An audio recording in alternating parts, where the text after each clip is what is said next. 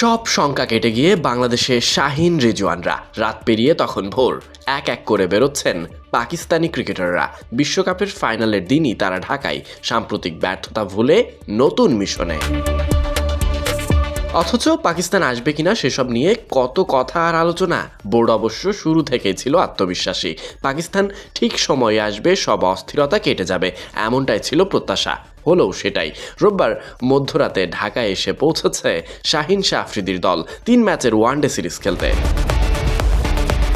Coaching স্টাফের ৫ সদস্য অবশ্য এসেছিলেন একদিন আগেই। শনিবারে ঢাকায় পৌঁছেছেন তারা। মাইক হেসেন, ম্যাকডরমটদের আসার ২৪ ঘন্টার মধ্যেই পাকিস্তানি ক্রিকেটাররা পৌঁছে গেছে ঢাকায়।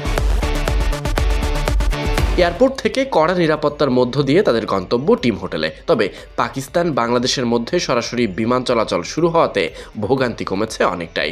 অপচয় কমেছে সময়ের। ট্রানজিট সবকিছু থেকে মুক্তি মিলেছে। এটাও তো এক বড় রিলিফ বলা যায়।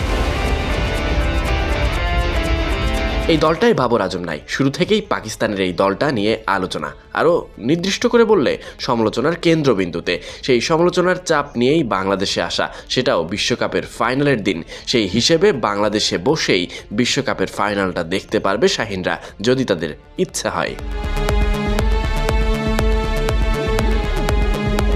প্রথম ম্যাচের আগে দিন ৩ সময় পাচ্ছে পাকিস্তান। আজ তারা থাকবে বিশ্রামে, বাকি ২ দিন বিশ্রামে। ১১ তারিখ মিরপুরে প্রথম ওয়ানডে খেলা শুরু হওয়ার কথা বাংলাদেশ সময় সোয়া ২টায়।